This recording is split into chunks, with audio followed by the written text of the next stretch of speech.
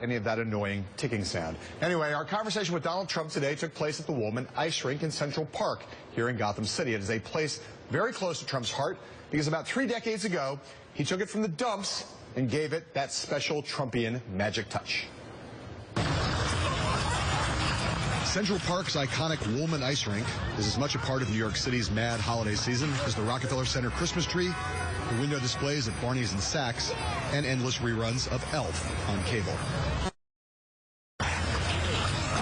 When the Woolman Rink opened in 1950, it was a marvel, hosting 300,000 skaters in its first year alone. But like much of Gotham City over the decades that followed, the Woolman Rink descended into disrepair. In 1980, it was shut down, slated for a nearly $5 million overhaul, but then the project stalled. 6 years later, the rink had yet to reopen and was $12 million over budget. Enter Donald J. Trump.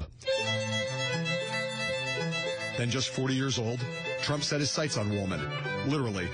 Looking down from his swanky Fifth Avenue Airy in Trump Tower, the Donald could see the dilapidated rink and was disgusted with the view. Never short of opinions or shy about voicing them, in June 1986, Trump vowed to take the renovation project over from the city, bring it in under budget, and have the rink open by Christmas. Mayor Ed Koch reluctantly capitulated, and Trump delivered. By November, Woolman Rink was up and running, and nearly $1 million under budget. I give Ed Koch and Commissioner Henry Stern tremendous credit for having the courage to say, Donald, go and do it. And it would have been probably a lot better for them if I didn't do it. You just saw the modest Donald Trump. But Donald Trump deserves an enormous amount of credit. Trump sometimes now cites the Woolman Rink renovation in the context of his presidential ambitions. So when we met him today at the landmark in question, I started out by asking Trump to give us a guided tour down memory lane. So let's go back to the summer of 1986. Your office, not that far from here. You looked down and saw what? And why did you then decide to get involved in this project? I saw for years a mess. I saw a place that was under construction, which is the Woolman Rink, and it was under construction for many years, 8 to be exact. And I said, what's going on? We're talking about a slab of concrete. Now, it's actually much more complicated than that, to be honest with you. But still, it's a very large slab of concrete. And after a number of years, I called the mayor. I said, what's going on? And nobody was ever working. They were having a lunch break all day long. Hundreds of people, they'd all be sitting. And it's been a great experiment. I mean, you may want to continue with your question, but it's been certainly a great experiment. What was in it for you?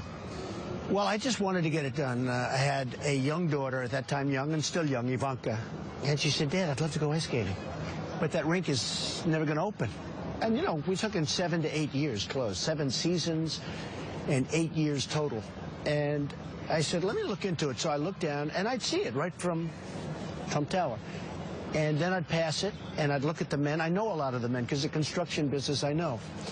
And I'd see a lot of the workers, and they'd wave to me, hi, Mr. Trump. I said, what's wrong here, fellas? He said, nobody wants us to work. Nobody cares. And I went to see Koch, Ed Koch, who was the mayor at the time.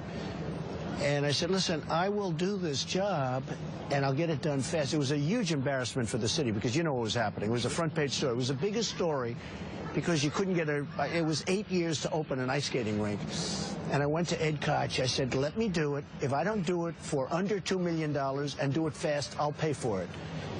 And he was not 100%. You know, he was embarrassed by the whole situation. But I took it over. I got it done in 4 months. But people use this as an example of what can be done private enterprise. Right. So is this a story about the ineffectiveness of the public sector and the effectiveness of the private sector, or does this say something special about your capacity to get things done? Well, I do have a great capacity to get things done, but it also has to do with the private sector. I mean, I don't know if anybody could have record. As an example, the old post office under construction right now on Pennsylvania Avenue, right between Congress and the White House. Boom. The most beautiful building. It is incredible. I'm under budget, ahead of schedule, which is what we should be. And we're going to open, we were supposed to open in 17. We're now going to open probably in September of 16, which is very good timing, actually, right on Pennsylvania Avenue. So I get things done. But I mean, another one that I'm very proud of, Ferry Point. They had a big development in the Bronx that was a disaster, under construction probably for 30 years. Nobody really knows when it started. It was so long ago. And I got it done in a year. And it's open now.